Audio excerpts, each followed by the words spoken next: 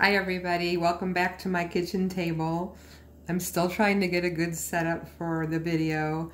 I think my grandsons might be able to help me with that, but in the meantime, I wanted to show you what I made with this little butterfly book. A couple people have asked how I made some of the pages, so I wanted to give you a little bit of information on that.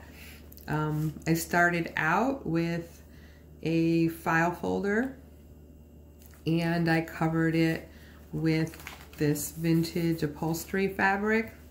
That's the tie. So on the cover, I used this vintage trade card, two little girls looking out a window. I added these antique die cuts of roses and butterflies, and if you can see the sheet music here from a child's little booklet, religious booklet. So I added the sheet music just to give it a little extra. And on the inside, please bear with me, I'm still trying to learn how to make sure this is in frame. I promise I'll get better. This is a little girl from an antique photograph that I have, and I added some wings behind her, and this actually is the same. I used these vintage cutouts and copied them and blew them up and made wings for the children. This paper is from Medieval Mirage, so what I did, the center of the paper was basically white. It had this great border, but I took some napkins and added some decoupage in different spots, and then mounted the butterfly girl on top in the center there, so gave her a little bit more of a background. And then inside I added this little ballerina. In my mind, the little ballerinas are trying to earn their butterfly wings, so she's learning to dance so she can learn to fly. And I have this butterfly border paper and that I sewed around the edges. And the back is actually from an antique, it's an antique book page from an old book. I can't remember the name of it offhand, but the page borders all had this great graphic of butterflies. So I used that for the back of the journal card. And she slides right in here. And then this page, this little girl, is from another antique trade card. The background and the butterfly are from a different trade card. So I just made a little scene here with those pieces and glued them on and did some stamping on the background here. And then all the papers are coffee dyed or avocado dyed. So it gives them, I always love the texture that it gives them.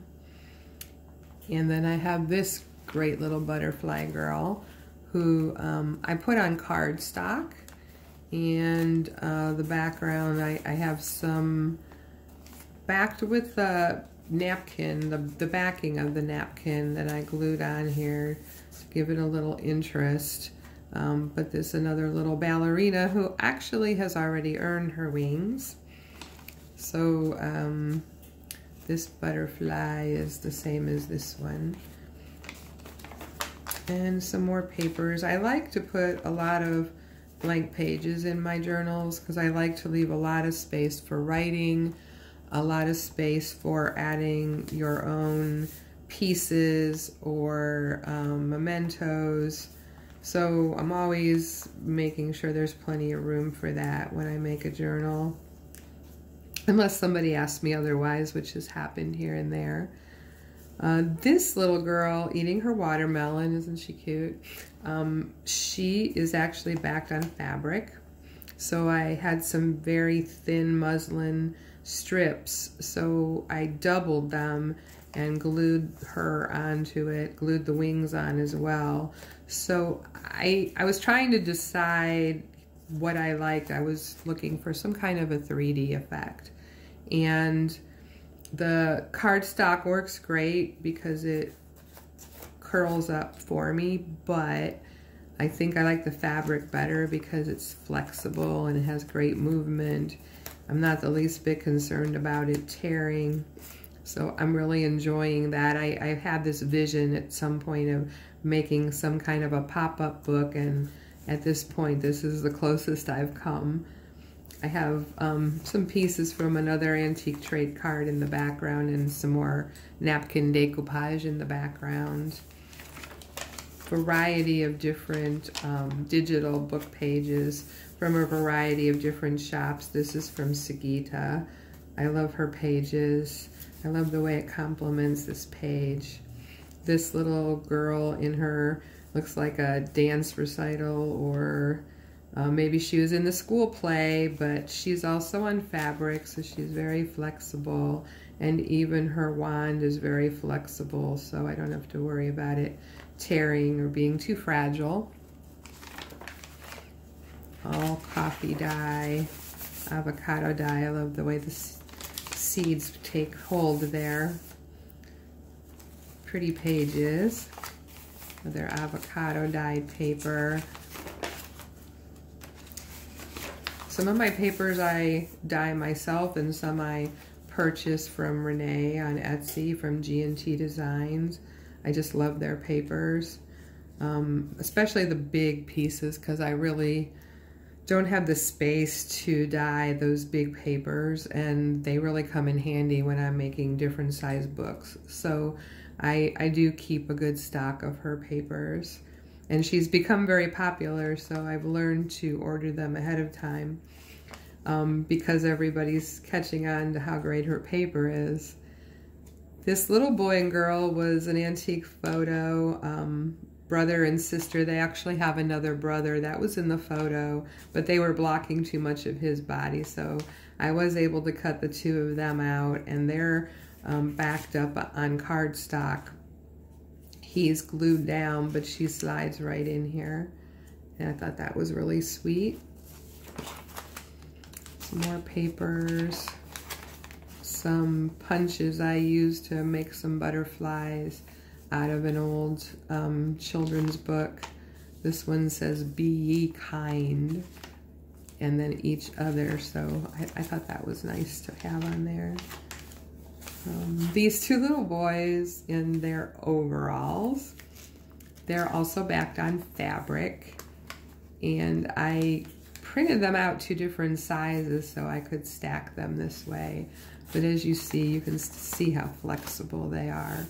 I'm just kind of enjoying this 3D effect in this book, and I just had a great time playing around, which is really how I started out, was just playing around with these cutouts to see what would happen, and ended up putting them all together and making them into a journal.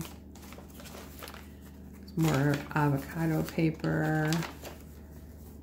Some pretty papers. I like the way they complement each other.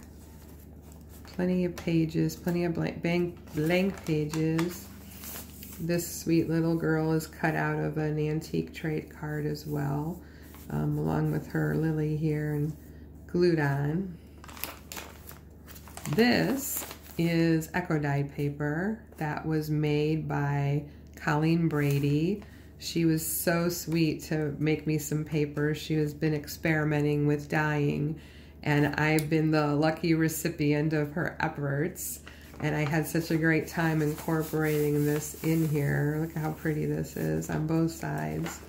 So thank you, Colleen. Keep working at it because I want more. I'll buy them from you, whatever it takes. This little sweet little girl with her dolly is also on cardstock. And she's got a little bit of napkin in the background here. I just love this. This is a copy of a trade card that I blew up. I just love this little cricket playing the banjo here. So I tend to use this trade card quite a bit in journals, especially when I do garden journals because I just get a kick out of it. Another one of Sagita's papers with a hydrangea, which is my very favorite flower, so I like to use that. More of her papers.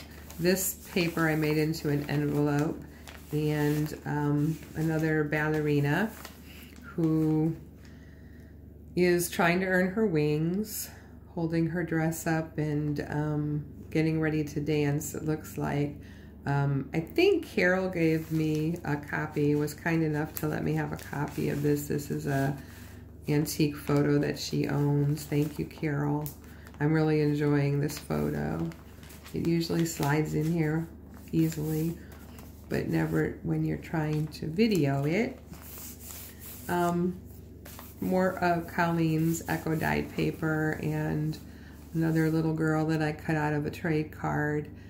I was trying to stay away in this journal from just the regular rectangles and the normal, like the trade card and the normal pockets that I use, and just kind of be a little freer with the images.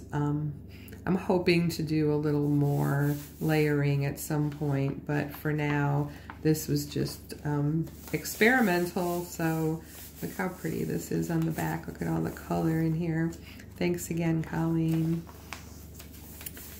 And this envelope somebody gave me, and I'm sorry, I don't remember who. I've had it for a little while. I've always intended to use it in a butterfly book, and it just went well in this one. It's from a Jane Eyre book page, and I had these great little cards, Butterfly and Blossom, that I thought went in here really nicely and really complement the colors. And it, so the pocket here and a pocket back here. And some avocado paper from Renee. And then we've got this sweet little girl who's also copied off of a trade card, and a little butterfly here. And then one last little girl who has got quite a sourpuss on her, but she's got a little personality, which I enjoy, and we made her into a butterfly as well, and backed her up with some napkins and some stamping to give her a little bit of color and make her a little fun. And then one last butterfly, or I'm sorry, one last ballerina who's trying to become a butterfly, the same butterfly paper background, and another antique book page with the butterfly on the back. These are such cool pages. I've used them for other things as well. It's been a great book for me to own. And that's the journal, and I hope you enjoyed it. If anybody has any questions, please feel free to let me know. I hope this video wasn't too difficult to see. I'm gonna try to get my grandsons to come over here and help me set something up that will work a little better. And thank you to Susanna, who offered me so much kind advice, and with, you know, everybody's patience, I'll get better at this, and I'm glad to do this as long as I can figure it out and do it a little bit better. Have a great weekend. Bye.